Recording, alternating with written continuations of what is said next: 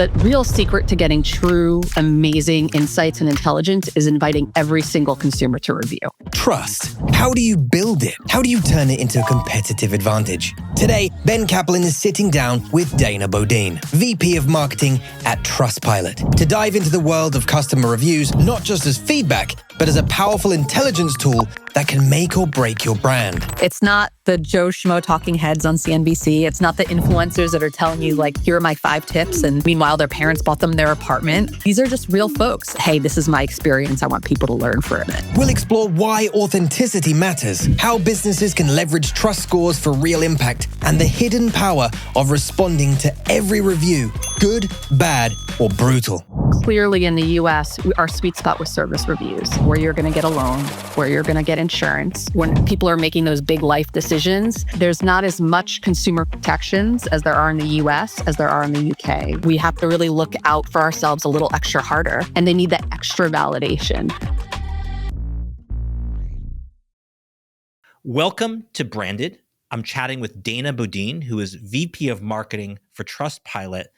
And Dana, it's interesting to think about. We discussed a lot of marketing channels on this show, a lot of what's in your marketing stack. We don't always think of reviews, which Trustpilot, of course, is known for, as a primary marketing channel. Should we think of reviews as really a marketing channel that every company should utilize? Yeah, thanks for having me. So I wouldn't describe it as a marketing channel. I describe it as an intelligence channel. Just as much, I think what's interesting is we have a commonality with the social platforms is that we host a bunch of voices that are giving their authentic reviews and their authentic experiences about the businesses that they've worked in, but we're not, quote unquote, marketing to them, and we're not a platform where people can activate on it. So it's really a part of a MarTech stack that gives deep intelligence about how your customers are thinking and feeling in real time. It gives you the tools that you can optimize and think about if you need to change your messaging or your product or the workflow that is getting your product from A to B. You could also use the reviews as social proof in your advertising. So I wouldn't say it's a channel, but it's a tool that is incredibly powerful for marketers and also from C-level folks across the board. But depending on the brand or the company, I mean, certainly you have a lot in, I think, just general consumer facing, but certainly in industries that we'll probably talk about, like, that are like financial or insurance or others, it's important. And companies and brands do have this notion of like, oh, we need a review program. Not that they're necessarily going to, generate fake reviews or try to game it, but like, we need our best customers to be encouraged to post reviews and share their experiences because that supports our brand and what we're trying to achieve. So in that sense, maybe it is sort of a marketing channel. There is a way to activate, though you can't like advertise to all the people who reviewed your product. I would say that in order to, and this is something that folks learn when they're working with Trustpilot, is the real secret to getting true, amazing insights and intelligence is inviting every single consumer to review. So brands will initially say, hey, I want to highlight my best consumers. I want to understand the best experiences, but actually to get the most insight from inviting every single reviewer, even when they know it may not have been an optimal experience, because there's an opportunity to, 1, gain insights, and 2, to repair and have an actual conversation, where we see folks at brands that are having direct conversations with folks that are leaving a poor review. And then that person comes back and it's a turnaround story. So I would say opening it up to asking reviews of everyone is the golden ticket in making it work. So take us through Trustpilot, and maybe we can deconstruct a bit the word sort of trust. And I know that's been an important part of your marketing, and you're sort of that's part of the value offering. So what is the trust part of Trustpilot?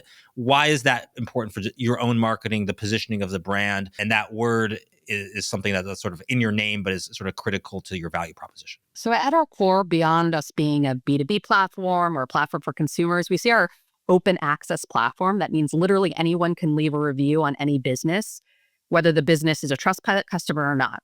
As long as it's an authentic review, we're open to all. And what's really important too is that we have an entire team called the Trust and Transparency team that safeguard the open platform and the source of truth. I would say unbiased, source of truth, whether someone's a paying Trustpilot customer or not. That at the very core, our holy relationship is preserved with consumers. So we're anonymous. There's no one that it leaves a ton of reviews that they get extra clout. It's really about the singular experience about these anonymous individuals. So for us, it's making sure that we have that neutral platform at the core of our business, no matter what. And that's where we pour the most resources into, to know that anyone that's leaving a review, they're leaving a review with an authentic, trusted, tool, and that businesses, there's no sway in that. And I think that's the core of when we talk about our flywheel. That's the center of our wheel, is that, we have nothing to stand on if we don't feel like we're investing all of our resources in ensuring that the reviews are authentic and that the experience is trusted.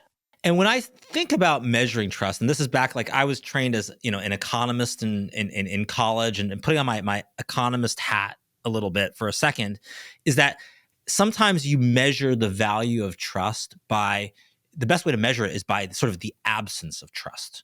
What is the cost of not having it to assess the value? And the example I always look at was, I remember, I think it was like the 1980s, where a brand like Tylenol, where Tylenol, right, is you trust the brand that it's going to be, help reduce your headaches or reduce your fever.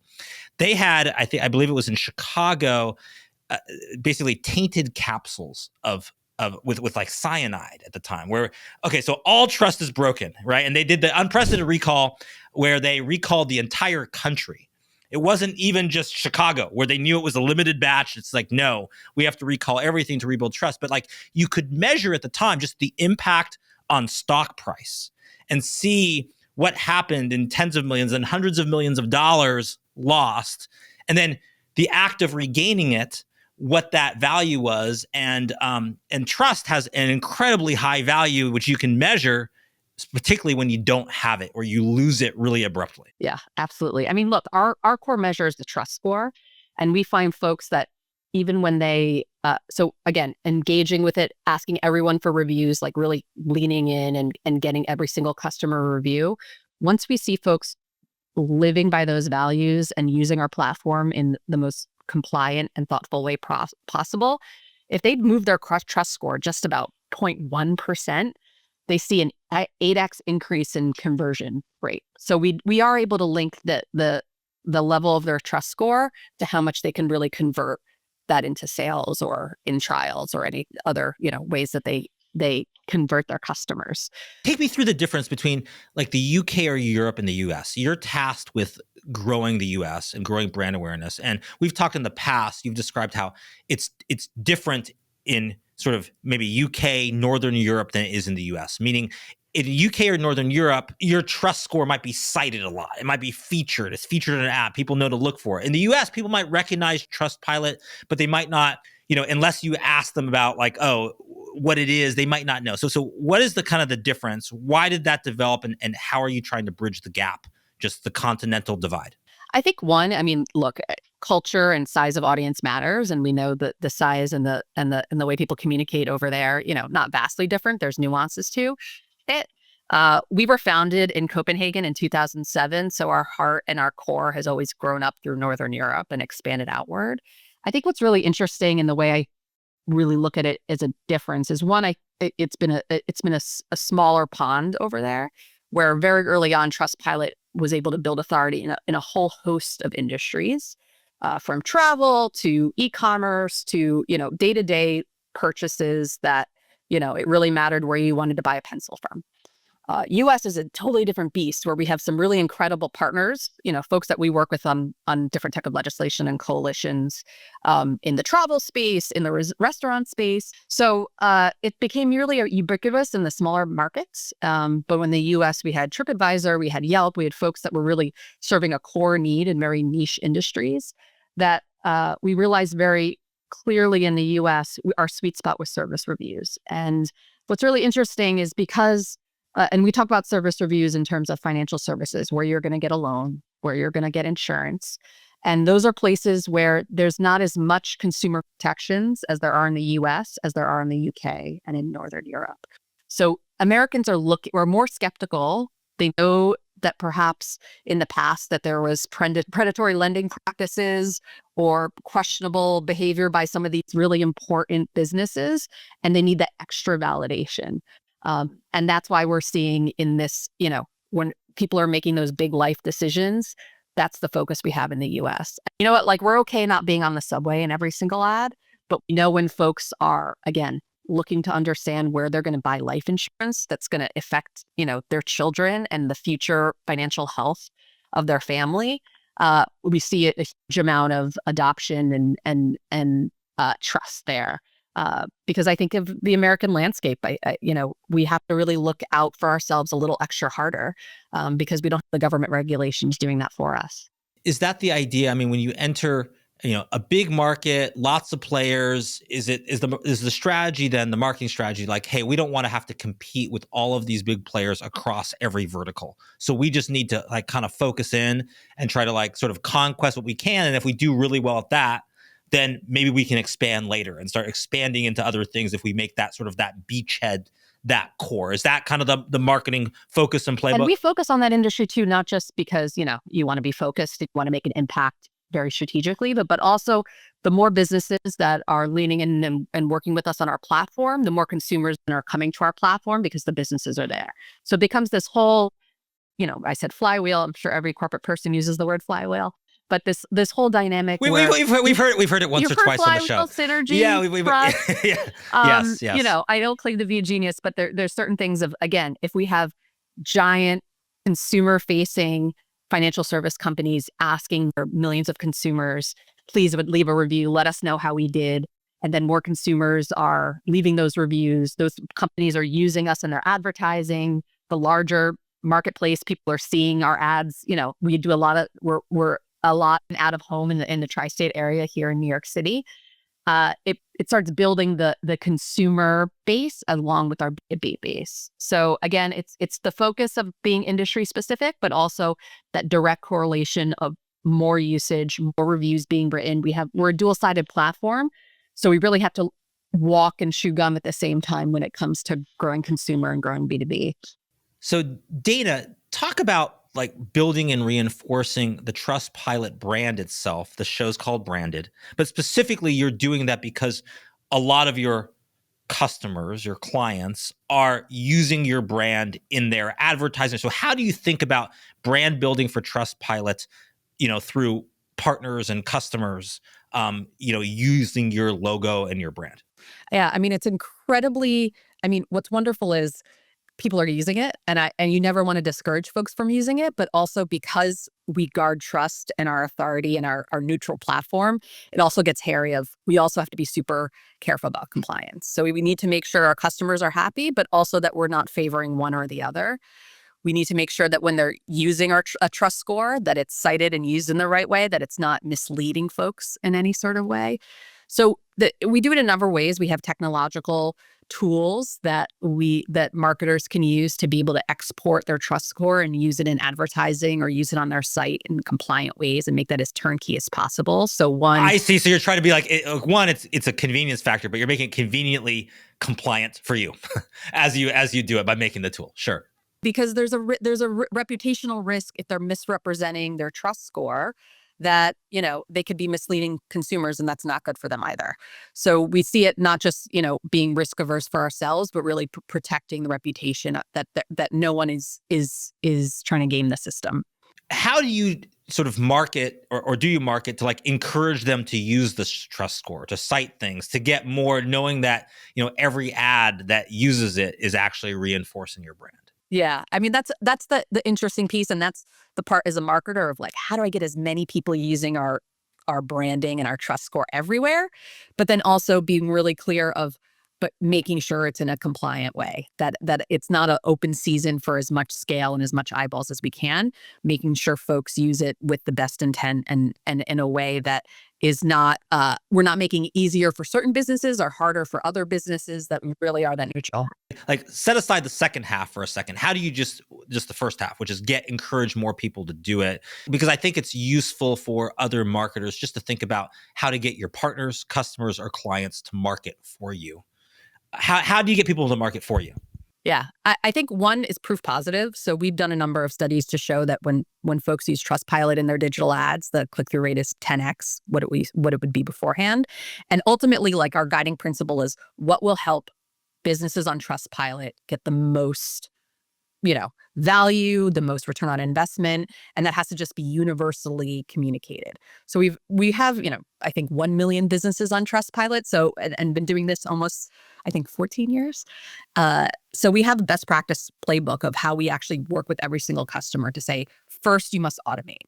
Incredibly important to get a groundswell of really authentic and valuable reviews. 2, respond to every single review. 3, then think about the learnings and the ways that you can grow from that, because people will find some tricky situations where they need to fix an experience, or there was an issue with customer service. And then once they start getting like truly comfortable with those motions, it's about they'll start to see the fruit of that labor in their trust score. And then it's about talking about, okay, now this trust score can actually boost your return on ad spend. But those first steps are incredibly important first. So we can't rush to the trust score everywhere. And we call it Trustpilot everywhere. We literally have a Slack channel where we take pictures of our Trustpilot stars in Italy, in the US, in Cleveland, in London.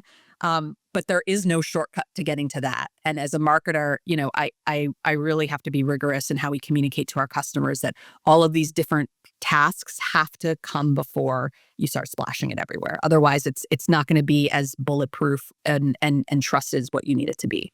So you think of it as like maybe the trust score is just like kind of like almost like the business card to enter the ecosystem of all of this. And if the ecosystem is not strong, like if it can't withstand, if like, yeah, I saw on the sign there's a high trust score, and then I go check it out online and everywhere else is people complaining and not getting responded to, then it sort of, you're saying, defeats the purpose. The trust score is just like a shorthand for all the other work you've put in to make sure people have had a great experience. And it's really interesting. And we see different businesses. I think the one thing is, just engaging and signing up for Trustpilot or paying attention to the trust score is not enough. That'll not raise your trust score.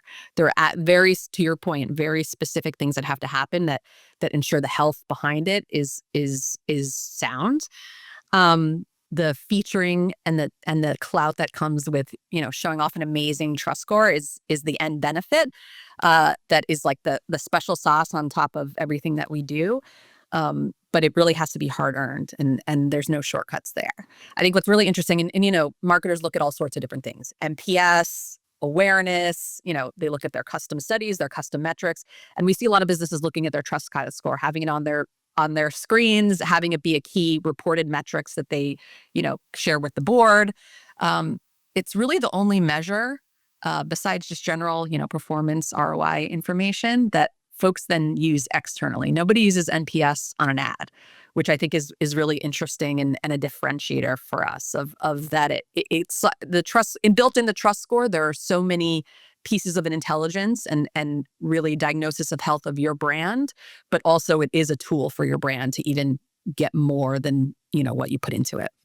Well, I'm trying to think of an analog for that kind of score in the US. I think of, like, you sometimes see the Better Business Bureau scoring, or a report card or something like that. I'm trying to think of something that would be like, an analogous that you sometimes see at like the bottom of a page or something like and that. that's what we find folks validate. They maybe get an insurance offer. They see an ad for some sort of, new mortgage refinancing tool. And honestly, like everything out there, we're questioning everything. Every ad I see on social media, I question if it's a legit organization. And we find folks that are coming to us and they're doing that validation check of like, okay, it's a legit trust. It's a claimed profile. It has a legit trust score. And maybe they're prompted from seeing them use the trust score in their ads. And maybe they are using it just as a validator in general. But we're finding an enormous amount of, and, proof positive in our customers that are using it is really at the bottom. And again, we're seeing it a lot in the financial service space of like, okay, this is legit. This is my third party validator. And again, these are big decisions and big purchases. Like, we're not going to be taking that lightly.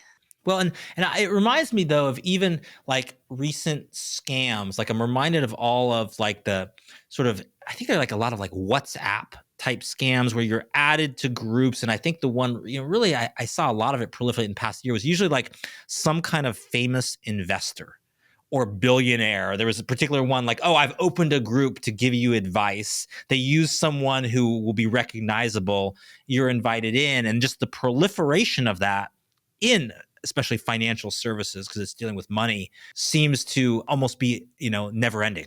Yeah. And I think and that's what I love about Trustpilot is that we focus on the authentic experiences of everyday people. It's not the Joe Schmo talking heads on CNBC. It's not the influencers that are telling you like, here are my 5 tips. And meanwhile, their parents bought them their apartment. These are just real folks. And there's no incentive for someone posting a Trustpilot review other than that they're sharing their experiences. They don't get badges. They don't get clout. They don't brag. There's no social media extension that does anything for them. It's really, almost an altruistic expression of, hey, this is my experience. I want people to learn from it. So I think that smallness of it, where it's regular people, it's real experiences, and we work incredibly hard to make sure that that is true every single day, is the more tangible and useful way. I'm never going to have anything in common with someone who is a talking head that tells me their genius financial advice. I want someone to know what it's like to be a mom of a 6-year-old and having to figure out how to deal with the cash flow when I have to pay for camp. When I sort of talked about it as like reviews as a marketing channel, you pushed back on that a little bit. Is the reason because, some of the positioning of the brand too, is that like, this has to be your actual authentic score. If it's viewed as like a marketing system that one can do it, then it undercuts the value of that. Like marketing sort of systems, channels kind of come and go, and it doesn't have much value unless it like truly reflects the audience. Is that why you sort of resist the marketing label to it? And I think one that's just important differentiator. There's no buying a subscription and then getting access to the secrets that will unlock it.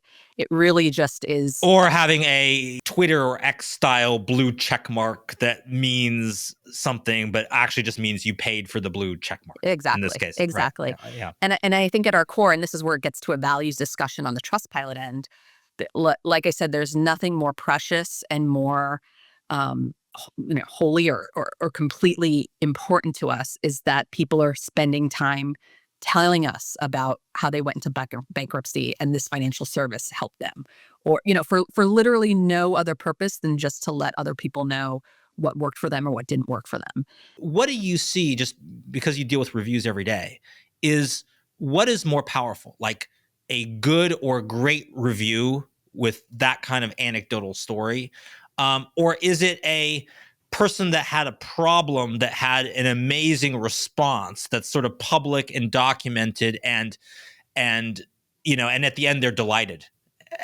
Like what type of reviews move the needle more for a brand? So definitely the latter. I think showing the brands and businesses are just a collection of humans, and humans are flawed, right? And just because if anyone says this is the greatest brand I've ever seen, and you're skeptical if this is really being truthful, right? And we also see the response in ads and folks of people actually not trusting a 5-star review and gravitating towards a 4.8-star review, because to them it sets off this psychological thing of like, they're not perfect. If they're perfect, there's something not off. It's not off about the review, but if they're at least a little bit critical, then I can trust this better. Right. There's been enough varied feedback that not everyone can be happy. So So absolutely, we see that. 5 stars are not necessarily it's sometimes the 4.8, 4.7 that really connect with folks. And also, to your point, the brand's leaning in and responding to every single review. And sometimes, many times, a negative review and someone engaging with it doesn't end happily. But just the fact that a brand was there having that conversation for no other reason, it's not it's not to harness something trending on X. Like, there's really no marketing payoff except for the individual connection you can make with a customer. And some folks just need to see that dialogue is happening. And especially when you think about finance and you're thinking about someone that you're going to be having a mortgage with for 30 years, to know that people are responding to the stuff that's even uncomfortable. Like, I care about that. I know they're going to probably pick up the phone when I have a problem. So I think it's the how, not just the what, of how these businesses show up when folks aren't happy. What do people in your core sectors in the US, insurance, banking, fintech, what do you think marketers in those industries miss out on or fail to pay attention to that you think those sectors should pay more attention to? Yeah. I think they're excellent at the core of customer service, and they take very seriously the role that they play in people's lives. And the good and the honorable ones and the legit ones that stick around for a while totally understand that. But I think what folks don't fully understand, and where maybe the legacy brands, the more established brick and mortar banks that the fintechs actually really have harnessed, is that every interaction matters. So literally the ability for my online app to give me the answer that I need, for me to transact mobily, for me to make sure I get to a right customer service rep that actually knows what's going on. It's a little customer interactions that can make or break. Again, these are high stress situations that they're having a problem with their taxes and they can't, you know, do the thing on the way they thought they could do it. That business can be lost entirely. So I think it's threading together all the different pieces, whether it's a disruption in the customer service layer, or it's a disruption in the digital experience, or it's a misunderstanding that was, not communicated in the terms of service. That all those little things add up and can make or break a customer relationship. Along those lines, like what is, for your own marketing, what do you wish you could do better for? I know we've talked before that you do a lot of like account-based marketing. That's important to you. You are looking for general B2B awareness. What do you wish as your own sort of marketing entity that you could do better and have more capabilities than you hope to be doing in the next couple of years? We do a really good job at really surfacing customer stories and consumer stories, really. And I think being able to tell that at scale. Is that how you market? Do you go say like, hey, we were on, do you look for like brands that like are, I don't know, solid brands, but they're getting all of these like either negative reviews or positive, or whatever? How do you market? Like, how do you kind of go to a brand you're using account-based marketing with and say, hey, you should engage with us? What do you do? Well, I think that what the biggest, honestly, most effective thing that I do when I speak or when we're talking with customers is like, check your trust score right now. Google brand and reviews. The trust score will come up in Google search response every single time. And if folks aren't engaging, they will not be happy. So I think one, just surfacing up to be like, hey, people are having conversations and you don't know about them and you're not engaging with them. And for customer obsessed brands, sometimes it's a huge blind spot that they don't even realize, like, oh, there's thousands of people having this conversation. I didn't even proactively think about that. So I would love to be able to tangibly get that information in front of more folks, because the US is so big and the landscape is so varied.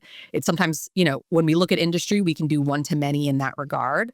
But then there's also really important stuff like plumbing or, things that are essential to people's lives that I'm not able to even customize those messages as granularly as I can do for, a fintech audience or a banking audience. I see. Well, and I just, while you were saying that, I Googled here, I just did Nike.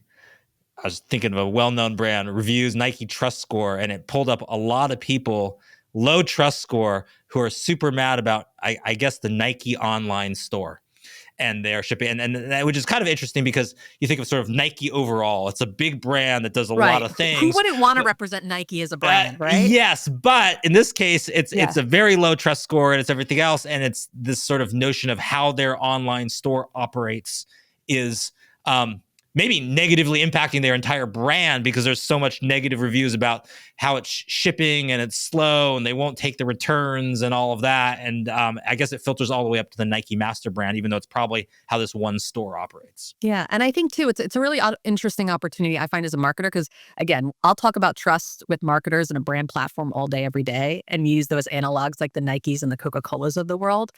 But at the end of the day, the way a marketer, a CMO, a VP of marketing can actually show value is how they're either showing, return on investment in terms of acquisition. Acquisition, or finding, breakages in the customer process and solving them. Like, we worked with a customer that was getting all of a sudden an enormous amount of really negative reviews, and they drilled into it and was able to isolate that one of their shipping partners was really the cause of it. And that was actually a change in vendor that they made in a certain region. So it's really a marketing part of the marketing stack, but a tool to unlock efficiency, reliability, trust in all other parts of the organization as well. I see. So you're emphasizing that as sort of a diagnostic tool for your business, in addition to something that you put on a billboard with your score. What is in your journey as a marketer? What is the let's start with the negative. What's the worst advice you've ever received, just in your personal professional journey? Is some bad advice stuck? It's always fun to be told to talk less. I think listening is incredibly important, but also I think, especially as a woman who's grown up in this world, that any way that we're pushing away from really voicing our opinion, or whether it's good, bad, or ugly. I think all voices matter. I think that's incredibly important. And then someone in your career has told you to just like talk less in a dismissive, not in a you should listen more and you should absorb this or there. No, just in a way to kind of dismiss your value. Yeah, and I don't think it was personal. It's more, and this was really prevalent in the early 2000s when I started out, and I started out in media, which was all the Devil Wears Prada-esque behaviors you can imagine, of like being told you're sitting in this room and you're there to sit, and you're not able to, we want you to listen, but your voice is not, and this is internal stuff. This is not even client-facing meetings. And I think, and today we're obsessed with, asking our Gen Z colleagues what they're thinking, feeling, and doing. And I think we've been a little bit too flat-footed in, and I think about this a lot too, of, my gripes with younger employees. If they listened more, would things be different? But I think ultimately and I think COVID did a lot of this too, where it took away a lot of the formality of our business. That literally every voice matters, and you really have to. If a senior marketer isn't ready to hear the voice of a marketing assistant, then they're not doing what they're supposed to be doing. And what is the flip side of this? Which is, what is the best advice you've received over the years in your personal and professional journey? Yeah, I think that the best, I think one is focus, and that yes, you need to hear everything, but what you actually action and pay attention to is different. So there's going to be a ton of, advice and noise, whether it's from the C-suite or folks below you, and you have to be really thoughtful in what you internalize, what you set aside, and what you save for later. But I think honestly, this is such a cheesy saying, but the thing that always pulls me out of my own head and my own mishigas is, you focus on the problem gets bigger. You focus on the solution gets bigger. We get a lot of fire drills in marketing, and especially when we're looking after a reputation and owning a market, that it's really easy to doom cycle through all the issues of like, how do you get to the next positive movement forward, and pour every piece of energy into the positive and the forward, as opposed to the negative. And it's a transformation of how your team can navigate challenges like that. Interesting to see your continued progress in U.S. market. We'll look forward to seeing more trust scores on financial and insurance and banking products and services. Thank you so much for joining us. Dana Bodine, VP of Marketing, Trustpilot. Thank you for joining us on Branded. Thanks for having me. Thank you, Ben.